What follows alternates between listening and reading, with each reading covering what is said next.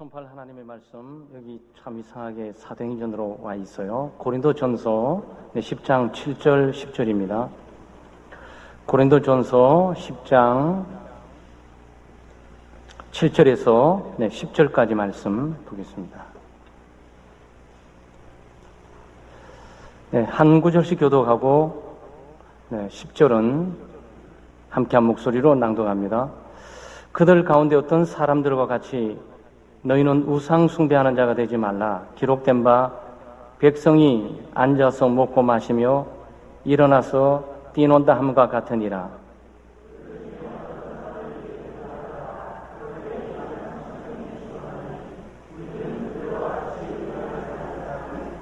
그들 가운데 어떤 사람들이 주를 시험하다가 뱀에게 멸망하였나니 우리는 그들과 같이 시험하지 말자.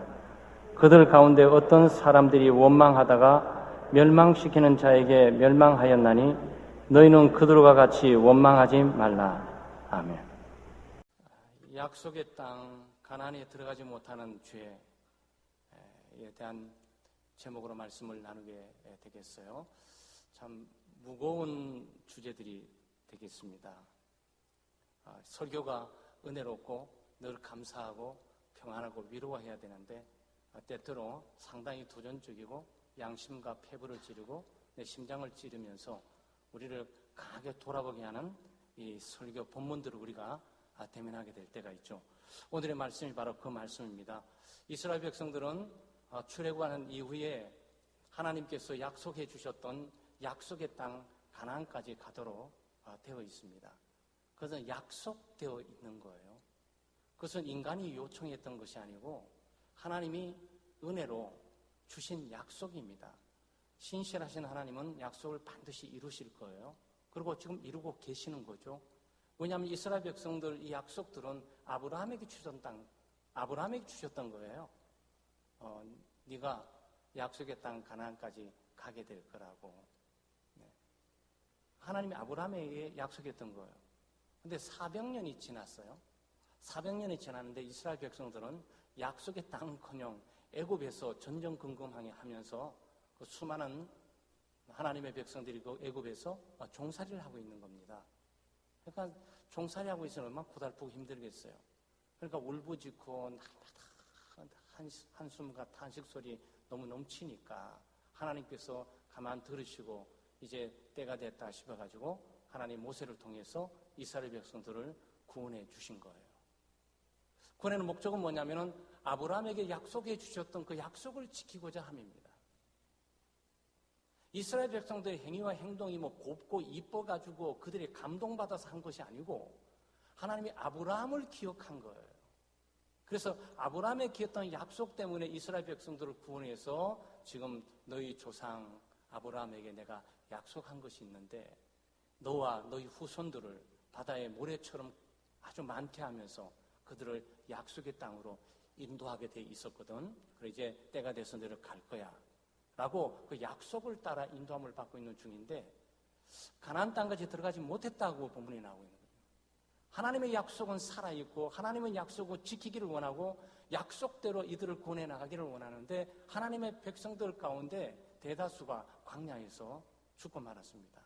그럼 멸망당하니까 결국 결과는 뭡니까? 가나안 땅에 들어가지 못한 거죠. 한마디로 하나님의 약속을 입지 못했다. 하나님의 약속을 얻지 못했다. 약속이 주시는 그 풍요로운 내용들을 그들이 누리지를 못하고 광야에 다 죽고 말았다. 거기에 대한 범죄들이 오늘 4가지로 나오고 있습니다. 그들이 광야에서 약속의 땅까지 들어가지 못하게 된 그 원인, 그 중에 4가지가 있는데 2가지만 오늘 좀 묵상하고 그래서 가로에 보게 되면 주제에 약속의 땅에 들어가지 못한 죄 가로 완 이렇게 돼 있어요. 가로 닫고 다음에는 여러분 짐작컨대 약속의 땅에 들어가지 못한 죄 가로 열고 이 가로 닫고 이 제목이 오게 될 거다라고 예상을 쉽게 할 수가 있죠. 이스라엘 백성들이 광야에서 범죄하면서 하나님이 그처럼 약속하셨던 약속의 땅에 들어가지 못한 죄는 뭘까? 첫째는 우상숭배입니다. 우상숭배인데 7절 말씀에 나오고 있죠.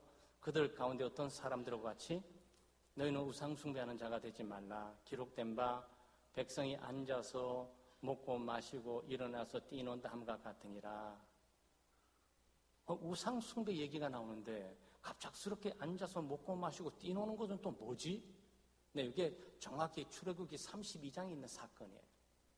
출애굽기 32장이 어떤 사건이냐면은 하나님께서 이스라엘 백성들을 구원해서 이 광야로 인도해 가는 가운데 광야에서 이제 하나님이 약속의 땅에 들어가게 되면 하나님의 백성답게 살 수 있는 법을 주시기 위해서 하나님이 모세를 시내 산으로 불러올립니다.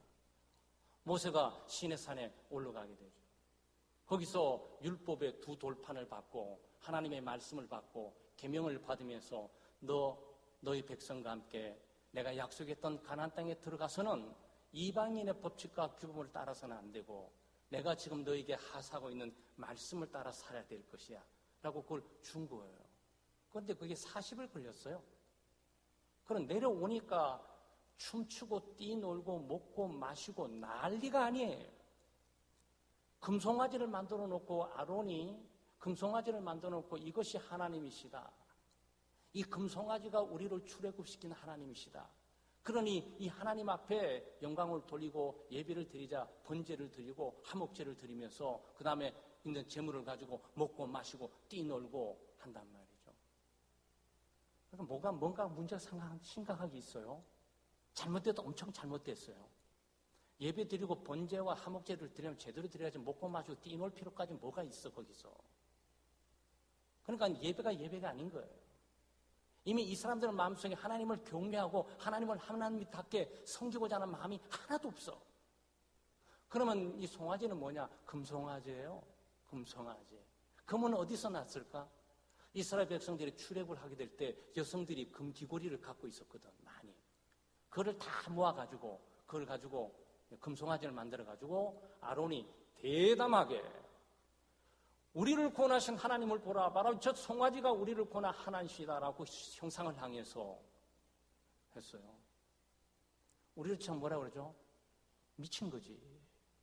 제정신을 못 차린 거예요. 그런데도 마치 그것이 하나님인 것처럼 열정을 다해서 그들이 진행을 했어요. 우상숭배를 시작했단 말이죠. 그래서 하나님께서 이 우상숭배 때문에 이스라엘 백성들을 다 죽여버렸다. 왜냐하면 하나님이 바로에게 얘기했어요. 이 백성이 광야에서 나를 섬길 거다. 이 백성이 너의 지배 아래서 너를 섬기면서 너의 말을 듣고 너의 최고의 영광을 위해서 존재한 것처럼 이제는 내 백성이니까 내가 광야에서 이스라엘 백성들은 나를 섬기면서 예배하고 가장 존귀한 자임을 경배하고 살게 될 거야. 그래서 구원해낸 거예요. 그러면 하나님을 바로 알고 하나님을 바로 섬기고 하나님을 바로 예배하고 하나님의 영광을 돌리고 하나님의 뜻으로 살아야 되는 것이 아니겠어요? 다 구원해놓으니까 거지에서 구원해가지고 왕자 신분을 만들어줬으면 뭔가 느낌이 와야 되잖아요. 그냥 노예의 신분에서 해방시켜서 자유를 주면서 마음껏 살 수 있는 기회를 줬으면 그 자유를 어디다가 써야 되는지 확실하게 파악을 해야 되잖아요. 근데 그 자유를 남용하면서 우상을 섬기는 걸로 사용했단 말이죠. 여러분, 성경은 계속적으로 우리를 우상 숭배에 경계하라 그래요. 우리는 이 우상으로부터 구원받았어요. 어떤 측면에서 죄에서 구원받기도 했지만 우리는 어떤 측면에서 우상으로 또 구원받은 거예요. 하나님보다도 사랑한 무언가에 집착하면서 거기에 소속되어 있고 거기에 매여 있다가 거기서 허덕거리다가 빠져나와서 구원을 받았단 말이죠. 우상이라는 것이 단순히 금, 은, 나무, 동 이런 건 형상만이 아니에요. 형상만이 아닙니다. 물론 1차적으로 형상이 의사죠. 하나님은 형상이 없잖아요. 왜냐하면 하나님은 영이시니, 그러니까 하나님의 모습을 그리시려고 그러면 안 돼. 그리스는 기도하면서 하나님 모습을 생각하는 순간 그건 우상이야. 하나님은 형상이 없으세요. 그게 특징이에요. 하나님은 영이시니 예배하는 자가 신령과 진정으로 예배할지나 그랬어요. 영이신 하나님, 이 하나님을 인간이 계속적으로 만나고 싶어 해가지고 가지각색의 형상들을 만들어 놓은 것이 종교예요. 다양한 형체의 모습으로 갖추고 있잖아요. 뭐 재료는 돌일 수도 있고 나무일 수도 있고 동일 수도 있고, 네? 여러 가지 종류의 재료들이 있지만 그 재료를 가지고 새 모습, 원숭이 모습, 또 코끼리 모습, 각종 동물의 모습, 각종 새의 모습, 심지어 같은 지렁이, 뱀의 모습, 이 세상 각 신이 있어요. 그걸 누가 만들었냐? 인간이 만든단 말이에요. 인간이 그것을 만들어요. 그 얼마나 좀 어리석습니까? 자기가 만드니까 자기가 부셔버리면 되잖아. 자기가 만들고 자기는 못 부셔. 날마다 그걸 성긴이라고 온 일생. 아니, 자기만 섬기면 되는데 자기 후손 대대로 전부 가서 무릎 꿇고 섬겨야 돼. 자기가 다듬어서 만들어 놨는데. 그게 우상이에요. 그런데 이거는 형상적인 차원에서 우상을 말하는 거고, 기독교인들이 경계해야 될 우상들은 보이지 않는 우상이에요. 보이지 않는 우상이란 뭡니까? 하나님보다 더 사랑하는 거죠. 하나님보다 더 사랑하고, 아마 여러분이 뭔가 결정을 내리고 선택을 하게 될 때 하나님은 이렇게 선택하라 그럴 때 그 말을 듣지 않고 무슨 원인인지 모르지만 무엇 때문에 선택을 하게 되는 그 힘이 있죠. 그게 여러분에게는 우상이에요. 그게 우상이에요. 신적인 힘과 신적인 영향력을 행사하면서 내 사상과 생각과 내 행동과 의지를 주관하고 다스리면서 움직이게 만드는 거, 그게 우상이에요. 어떤 사람에게 돈일 수 있어요. 다른 거 교회에서 예수님의 이름으로 하나님을 아무리 말해도 안 들어. 돈 한 200~300만 원 탁 던지면은, 알겠습니다. 탁 접수하면 딱 가지. 움직이죠? 네, 그 움직이게 하는 그 힘, 그게는 우상인 거예요. 최소한 그게 우상인 거예요. 사상도 마찬가지예요. 민주주의, 공산주의, 여러 가지 사상들이 있지만 하나님은 말씀할 때는 안 움직여. 민주주의랑 목숨 걸고 던져. 공산주의라면 목숨 걸고 던져. 공산주의와 민주주의 사상, 아이디어, 그 이념이 그에게는 우상이야. 아마 여러분 이렇게 보게 되면 우리의 우상은 우리의 삶 속에 굉장히 밀접해 있는 것을 느끼기 시작해요. 하나님이 내가 선택하고, 하나님이 내가 움직이게 만들고, 하나님이 내가 선택하게 만들고, 하나님이 나를 결정하게 만드는 것이 아니라 뭔가 또 다른 힘, 이 신적인 존재가 내 속에 있어서 내가 가장 좋아하고, 내가 가장 사랑하고, 내가 가장 애착을 느끼고, 내가 가장 가치 있다고 생각하고, 내가 가장 소중하게 여기는 뭔가가 나에게 작동되면서 움직이게 만들 때 우리는 그것을 우상이라고 해요. 우상이에요. 우상으로부터 자유로울 수 있는 사람은 아니 없어. 아무도 없어요. 어떤 사람은 자식이 우상일 수 있어요. 어떤 사람은 손자, 손녀가 우상일 수 있어요. 그리스도 이름으로 나오세요 그럴 때는 안 들을 수 있어. 손자, 손녀 이름으로 나오세요 그러면 올 수가 있어. 그런 경우는 손자, 손녀가 자기에게는 하나님보다도 더 파워 있는 존재로 자리매김을 하는 거예요. 이거는 돈도 마찬가지고, 권력도 마찬가지고, 명예와 영광도 마찬가지고, 어떤 물질과 소중한 다이아몬드에서 내가 움직인다. 근데 하나님이 나를 못 움직이는데 다이아몬드가 움직인다. 다이아몬드가 하나님보다도 높게 있기 때문에 그 사람에게는 다이아몬드가 우상인 거예요. 여러분, 그런 겁니다. 그러니까 만약에 이스라엘 백성들이 광야에서 우상 숭배, 하나님을 사랑하기보다도 우상을 더 사랑하고, 하나님을 섬기기보다도 우상을 더 섬기고, 하나님이 자기의 삶에 개입하셔서 의지를 작동시키고 결정과 선택하는 것이 아니고 우상이 자기의 의지를 격동시키고 그것을 하게 만드는 요인이라면 그건 모든 것들은 우상이에요. 우리가 광야 같은 세상을 살아가고 있어요. 여러분을 움직이게 하는 것은 뭡니까? 오늘 최소한 여러분을 여기 움직이게 한 것은 하나님이세요. 여러분 여기 오게 하는 건 여러분 속에 거하시는 예수 그리스도예요. 여기 오게 한 것이 바로 여러분 성령이시라면 그것은 여러분 굉장히 좋은 그리스도인이에요. 그런데 그 외에 다른 것이 오늘 가면 조심스럽지만 하나님과 나와의 관계는 없는데 오늘 내가 직분이 있고 눈도장을 찍어야 되기 때문에 간다면 그 눈도장을 찍고자 하는 그 명예나 영광, 내가 이런 사람이라고 보이는 그걸 우상이라고. 여러분, 이거 굉장히 경계하셔야 돼. 우상은 멀리 떨어져 있고 교회 밖에 있는 것이 아니고 우리와 밀접하게 우리 속에 함께 움직이면서 아주 교묘하게 하나님 대신에 가면을 쓰며 웃겠단 말이에요. 여러분, 가짜를 구분하기 어렵죠. 네, 지폐를 구분하고 위조 지폐 구분하는 분들은 거기에 굉장히 훈련이 돼야 돼요. 여러분, 명품 옷들 다 구분하십니까? 저는 가짜 꽃도 잘 구분 못하겠어요. 며칠 전에 119하고 병원 가가지고 치과 갔는데, 여보, 이거 진짜 같은데?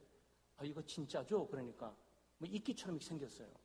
근데, 이거 저희들도 맨 처음 진짜인 줄 알고 물 계속 줬었어요. 그러더라고요. 그거 진짜 아니에요. 가짜예요. 그래요. 그러니까 그 꽃을 받았던 간호사가 그 이끼처럼 이쁘게 생긴 고개 진짜처럼 느껴져가지고 물을 계속 줬다는 거예요. 그만큼 구별이 안 돼요. 그래서 짝퉁, 아주 정교한 짝퉁은 잘 구별을 못합니다. 우상도 말이죠. 시시껍질하게 이렇게 형상으로 되어 있는 우상은 쉽게 가려내요, 우리는. 근데 내게 영향력을 주고 내 의지라든지 결정이라든지 선택이라든지 내가 좋아하는 기호를 하는 것들이 자연스럽게 진행돼도 아무 문제 없다고 생각하는 거기에 도사리고 우상이 자기 자리를 딱 차지하고 있을 수가 있는 거예요. 그래서 우상을 경계해야 됩니다. 네, 이스라엘 백성들이 광야에서 우상 숭배로 그들 모두가 멸망했다면 만약 우리가 이 시대를 살아가면서 우리의 믿음이 없어서 그런 것이 아니고 우리가 잘못 믿어가지고 우리의 믿음의 대상인 하나님이 없어서 그런 것이 아니고 믿음의 대상을 잘못 잡았기 때문에 우리가 망할 가능성이 있어요. 그는 신앙생활 오래 하면서도 내가 뭐가 문제냐고 그러는데 세월 지나고 가만히 생각하면 우상만 섬기고 온 거예요. 자기에 대한 이익이라든지 자기에 대한 유익이라든지 자기에 대한 평판이라든지 자기에 대한 인기가 여러분 봉사하게 할 수가 있어요. 그런 경우 그 인기를 갖고자 하는 그 야망과 그 자기에 있는 자아 중심적인 그게 하나님보다도 높이 있기 때문에 그건 우상인 거예요. 그래서 기독교 봉사는 굉장히 동기를 이렇게 점검합니다. 저 사람 왜 나와서 기도하고 왜 나와서 봉사하고 왜 나와서 헌신하냐라는 건 굉장히 중요한 거예요. 겉보기에는 모두가 다 똑같아 보여. 오히려 더 열정적이고 더 잘 믿는 것처럼 보여. 그런데 우리가 점검하고 있는 것은 그게 아니고 그것이 우상이 아니어야 한다는 거야. 하나님을 섬기고 하나님을 사랑하고 예수 그리스도를 향한 뜨거운 믿음을 가지고 사는 거예요. 어떤 사람은 심지어 애국심이 우상일 수 있어요. 애국심이요. 박애 정신도 우상일 수 있습니다. 민주주의를 위해서 죽는 게 얼마나 고상합니까? 박애 정신을 위해서 죽는 게 얼마나 고상합니까? 나라와 국가를 위해서 죽는 게 얼마나 고상합니까? 그래서 나라 국가를 죽은 사람들을 우리가 애국 충조를 기린 좋은 애국 지사들을 우리가 알잖아요. 그런데 그 사람 하나님을 위해서는 절대 안 움직여. 하나님이 그에게 아무리 얘기해도 절대 그들은 안 움직여. 조국이 당신을 부릅니다 하면 내칵 하면서 움직일 수 있어요. 이게 다른 거야. 이상하게 그 열정, 국가를 위한 또 민주주의를 위한 공산주의를 위한 그 열정과 열심들, 이념을 위해서 그의 막 삶을 불태우고 가족을 포기하는데 그리스도를 위해서는 한순간 또 1분 또 오는 5초도 기도 안 하면서 삶에서 막 다닐 수가 있어요. 여러분 이게 구분이 되셔야 된다고. 열심히 살고 열정적으로 사는 것만이 잘 사는 게 아니에요. 그것이 거기에 그리스도를 섬기고 하나님을 사랑하고 하나님의 영광을 위한 대의명분에 대한 믿음의 반응이 분명해야 된다는 거죠. 우리는 워커홀릭이라는 단어를 씁니다. 워커홀릭. 예수를 믿고 신앙생활하는 사람 가운데 일에 홀려버린 사람들, 알코올 중독자처럼 일 중독돼버린 사람들, 그건 일이 그에게 우상일 수 있어요. 그 사람들은 신앙생활 못합니다.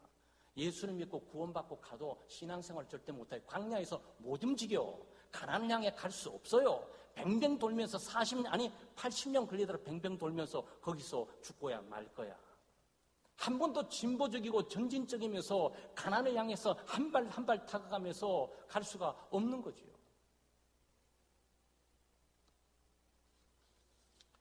사랑 여러분, 잘 점검했어요. 목사님 저도 많이 점검합니다. 아내보다 하나님을 사랑하나? 내 자식보다 하나님을 사랑하나? 자식 문제, 아내 문제 움직이는데 하나님 문제 내가 더 빨리, 더 힘있게 움직이고 있나? 목사지만 전 경험해야 돼요. 왜냐하면 그건 저게 굉장히 중요한 일이란 말이죠. 그것도 사람 섬기지 말라는 것이 아니에요. 하나님 사랑하면서 사람 사랑하는 거고, 사람 사랑하는 게 하나님 사랑하는 거잖아요. 그렇지만 여기에 하나님 사랑하지 않고 하나님과 관계없으면서 인간적인 측면으로, 세상적인 측면으로 자기 야망과 자기 꿈이나 자기 출세나 자기 성공이나 자기 비전을 위해서 얼마든지 사람은 헌신하고 희생할 수 있어요. 그 가치를 무시해 주는 것이 아니고 그것은 신앙적인 측면에서 우상이 지배하고 통치하고 그들이 가고 있다라고 이렇게 보는 거죠. 그 결과는 멸망이에요. 이거는 얼마나 많은 높은 위치와 지위에서 있는 사람들이 별처럼 하늘에 툭툭 떨어집니까? 신기하지 않아요? 떨어져야 하던 이유가 없는 분들이에요, 실제로. 아무리 떨어진다 그래도 경제 충분해요. 몇 세대 먹으려고 경제도 되고, 인프라 있는 그 아무리 자기가 하늘의 땅에 떨어져도 자기와 함께 동등지 시대에 있던 권력에 있는 무대에 있던 많은 손후배가 안에 깔려 있어요. 죽을 필요까지 없다고. 근데 결국 사탄은 우리를 하나님 대신에 우상을 섬기게 만들고, 우상을 경배하게 만들고, 우상을 신성하게 만들고, 우상을 사랑하게 만들고, 우상을 가장 소중한 것으로 생각하게 만들고, 우상에 애정을 쏟게 만들고, 우상이 최고의 가치 있다고 착각하게 만들어 놓고 그 길로 가다가 결국은 우상이 아무것도 아닌 걸 깨달을 때 그는 버려지는 거예요.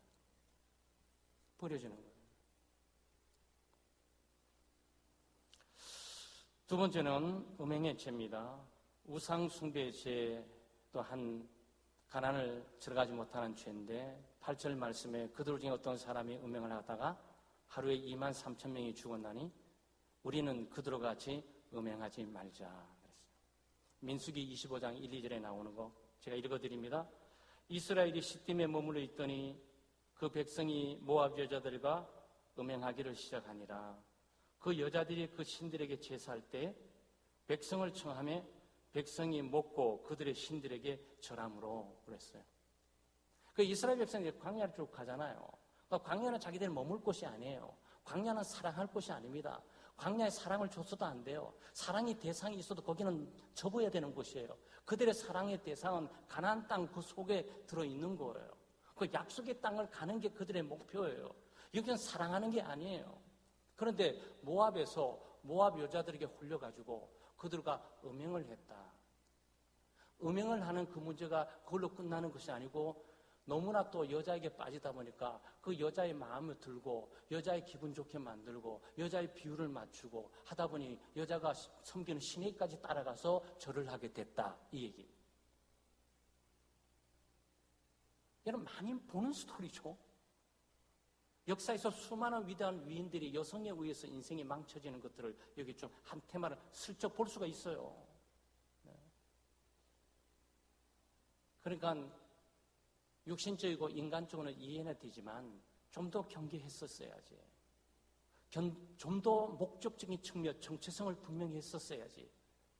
또 자기들이 여기에 구원받고 구속받은 백성으로서 노예로부터 자유와 해방을 받았으니까 이 자유를 그렇게 나쁘게 써서는 안 되지. 자유를 그렇게 남용해서는 안 되지. 그 자유로 하나님을 섬길 수 있어야 되고 하나님을 섬기는 자유로 하나님을 예배하는 자유로 그것을 사용했었어야지. 여러분이 오늘 그걸 사용하고 있는 거예요. 여기 꼭 와야 될 필요 있는 분이 아니에요, 여러분이. 여기 꼭 와야 된다는 오늘 수요 저녁에 꼭 와야 된다는 그런 게 아니에요. 올 수도 있고 안 올 수도 있는 거야. 그건 자기 자유야. 근데 그 자유를 어떻게 사용하냐에 따라서 그 인생의 강도가 달라진단 말이에요. 여기 음행을 경계해야 되는데 음행은 포괄적인 성적인 문란입니다. 성적인 타락이에요. 그러니까 음행이란 미혼 남녀의 성적인 결합을 음행이라고 합니다. 요걸 좀 기술적으로 구체적으로 해놓은 단어가 있는데 그게 간음이에요. 간음은 간음은 미혼 남녀가 아니고 기혼 남녀가 서로의 대상을 바뀌어서 육체를 섞는 것을 간음이라 그래요. 간음은 결혼하지 않는 남자, 여자가 행하는 육체적인 접촉을 말하는 거고, 간음은 결혼한 이후에 여자가 남편과 아내 이외에 다른 남자와 여자와 육체적인 접촉을 하는 것을 간음이라 그래요. 그런데 이 전체를 포괄적인 성적인 문란과 비도덕성을 말하게 될 때 음행이라는 단어를 쓰는 겁니다. 그러니까 여기 있는 여성들 가운데 결혼한 여성도 있고 안 한 여성도 있고, 예? 이스라엘 백성들 가운데서 결혼한 남자도 있고 결혼하지 않는 남자들이 있고, 이 상황 속에서 전개돼 갔단 말이죠.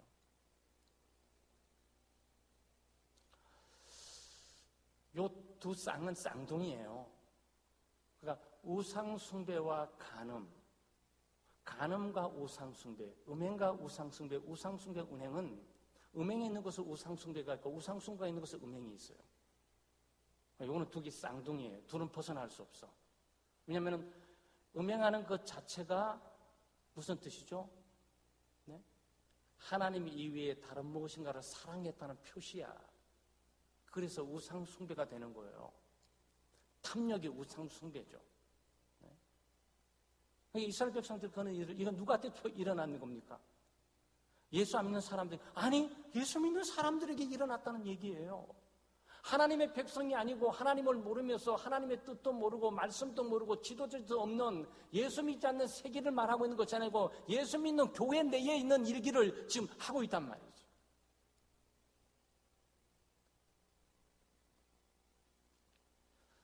우상숭배와 음행이 두 개인 것은 고대 사회의 문화를 이해하셔야 돼요.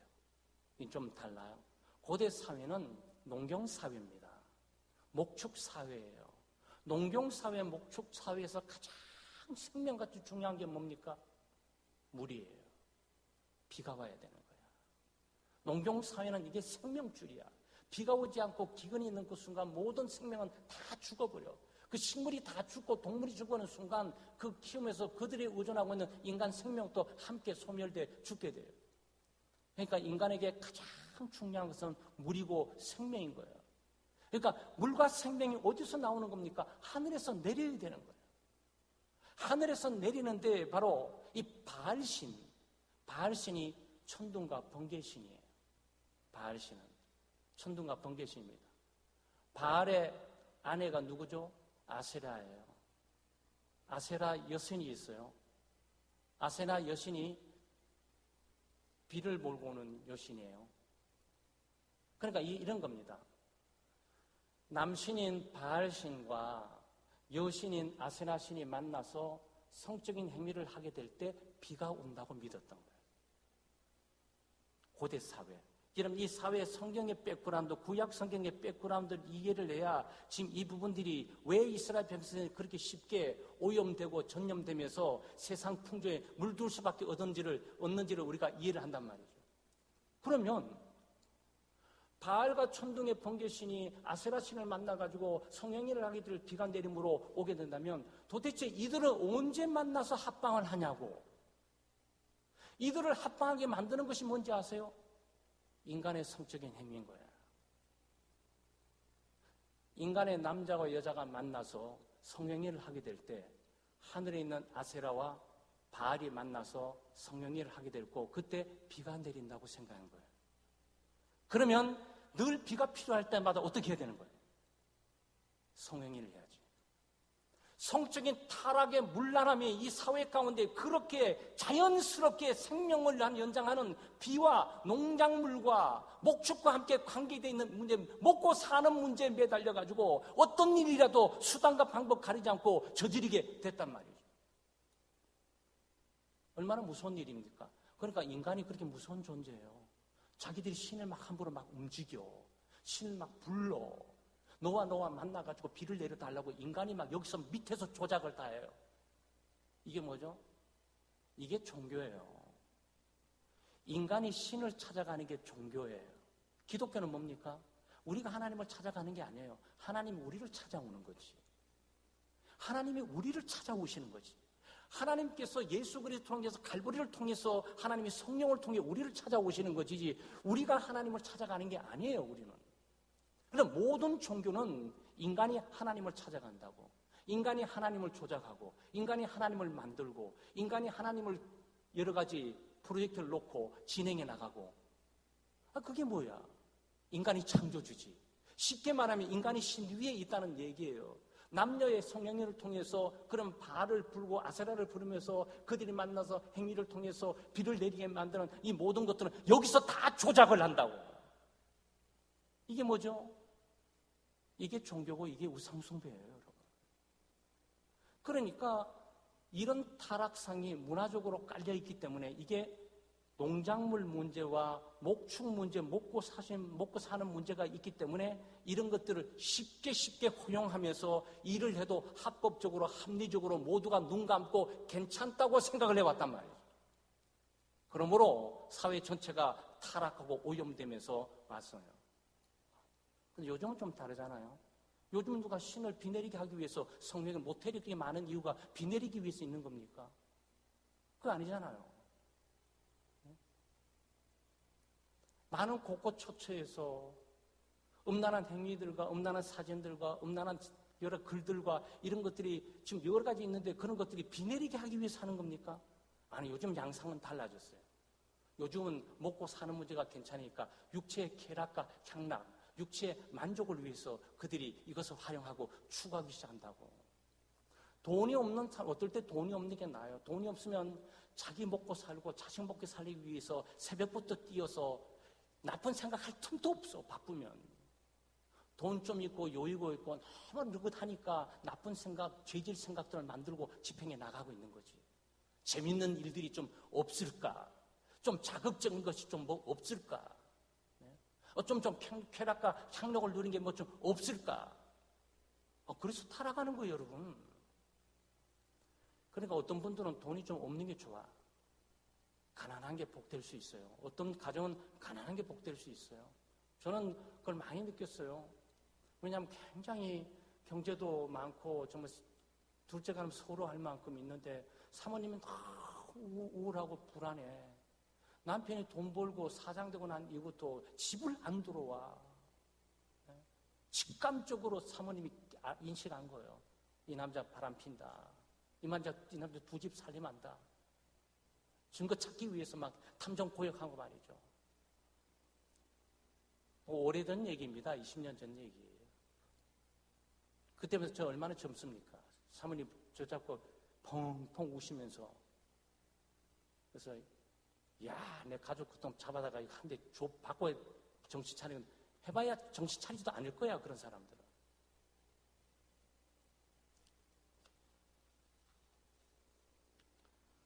음행은 단순하지 않아요. 육체적 쾌락과 향락으로 끝나는 건 아닙니다. 사람의 관계를 파괴시켜요. 음행한 사람은 자기의 영혼을 파괴합니다. 그 자기의 육체를 파괴해요. 자기 육체와 영혼만 파괴하면 괜찮지 않아요? 이게 오히려 가서 가족을 파괴합니다. 아내와의 관계를 파산시켜요. 자식과의 관계를 파산시켜요. 그러면서 가정을 붕괴시켜요. 그리고 그 붕괴가 많을수록 사회는 붕괴되는 거지. 이거 반드시 때려잡아야지. 사람이 사람답게 살 뿐만 아니고 정상적으로 살고 가정을 지키고 자녀를 지키고 살기 위해서는 반드시 이 부분은 기독교인들이 기도해야 될 영역임을 우리가 깨닫게 된단 말이죠. 단순히 사회 문제만 볼 수 있는 것이 아니고 이게 가족의 문제고 이거는 어려운 문제들입니다. 삼손이 실패했던 게 이거 아니겠어요? 그렇죠? 삼손이 실패했던 지점이 그 위대한 힘 좋고 능력 있는 삼손이 말이지.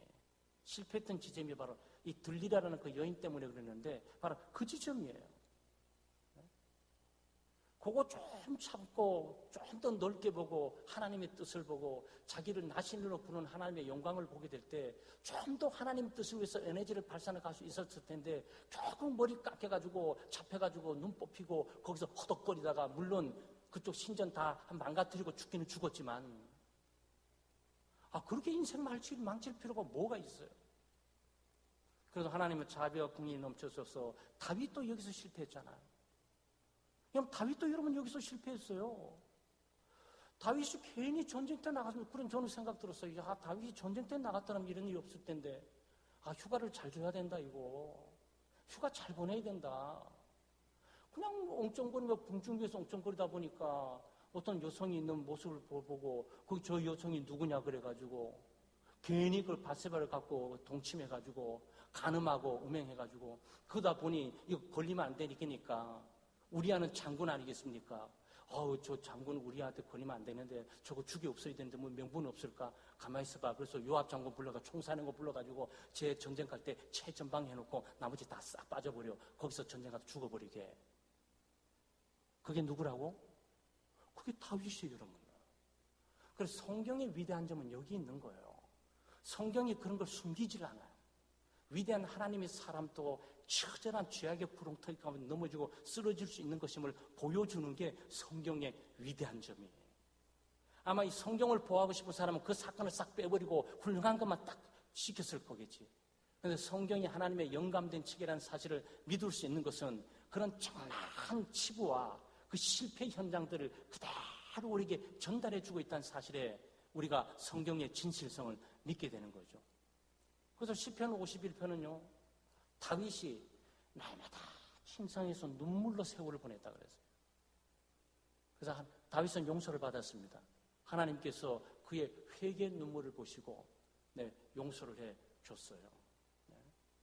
그렇지만 용서를 해 줬는데 다윗 일생의 왕으로서 자신의 그 치부와 그 수치스러움을 일평생 끌어안고 어디 하면 자랑스럽게 말하지 않고 그는 숨어 지내듯이 그는 골방에서 늘 눈물로 흐릴 수밖에 없었던 거지.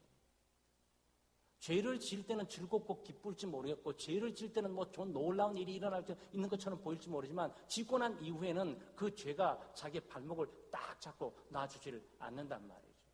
그 죄에 가공할 힘이에요. 그 이스라엘 백성들은 바로 광야에서 이것 때문에 망했다는 거예요. 그 여러분 주의하셔야 돼요. 다 신앙처럼 경건하고 거룩한 삶을 우리가 살아야 됩니다. 이 광야 같은 세상은 우리가 육체적인 자극적이고 또 만족적인 것을 추구하도록 되어 있는 것이 아니에요. 우리는 충분히 행복합니다. 예수 그리스도만은 기쁘고 만족함이 있어요. 기도 가운데 내 기도하는 그 시간이 가장 기쁘고 찬양하고 들을 때마다 세상이 줄 수 없는 참된 마음의 평안과 기쁨이 거기에 다 있어요. 세상이 줄 수 없는 것들이 여기 다 그리스도 안에 있다고요. 굳이 새로운 기쁨, 새로운 즐거움, 새로운 쾌락, 새로운 향락을 맛보려고 세상 이 기웃거릴 필요가 없어요. 여러분 가봤자 아무것도 없습니다. 신기루와 같은 거죠. 가게 되면 그것들이 한 번 더 가게 되고 한 번 더 가게 되면 빠져나올 수 없는 수렁 가운데 자기가 들어있는 깨닫고 있게 되는 거죠. 그러니까 세상은 우리의 적입니다. 야고보서는 4장 4절, 야고보 4장 4절에 간음하는 여자들이요 세상과 벗된 것이 하나님의 원수임을 알지 못하느뇨. 그런즉 누구든지 세상과 벗이 되고자 하는 자는 스스로 하나님과 원수되게 하는 것이니라 그랬어요. 그러니까 세상과 짜가면서 세상을 사랑하고 세상을 벗되고 있는 것은 하나님이 뭐라고 칭한다고요? 간음하는 자다라고 이렇게 봤다고 얘기했죠. 이 영적인 간음을 지금 말하고 있는 거예요. 사랑하는 여러분, 우리는 광야 같은 세상을 살아가고 있습니다. 우리가 하나님보다 또는 더 사랑하는 거, 내가 결정하고 선택하고 내가 살아가는 데 있어서 내게 가장 강력한 영향력을 줄 것이 하나님이시기를 기도하시고 살아야 돼요. 만약 그것이 다른 요소라면 즉각적으로 우상이 아닌가라고 생각하고 하나님 앞에서 그것을 내놓고 하나님과 비교하면서 검증해 보기 시작해야 돼요. 네, 그래야 최소한 우리는 그 우상으로부터 벗어날 수 있습니다. 그렇지만 우상은 우리를 착각을 일으키게 되거든요. 그래서 하나님보다 사랑하는 거, 하나님보다 소중히 여기는 거, 또 하나님보다 내게 결정하는 데 영향력을 주는 거, 하나님보다 더 내게 선택하는 데 영향력을 주는 거, 하나님보다 내가 더 소중하다고 애착을 느끼면서 좋아하는 거, 네. 하나님보다도 내가 그것들이 더 가치 있는 것이라고 내가 생각하고 거기서 매진하고 있는 것이라면 거기서 멈추셔야 돼요. 멈추고 그것이 하나님이기를 바라야 되고 하나님이 아니라면 가지 말아야 돼요. 일단 멈춰야 돼요. 얼마나 중요하고 얼마나 소중하고 얼마나 가치 있는 것인지는 몰라도 일단 스톱해야 돼요.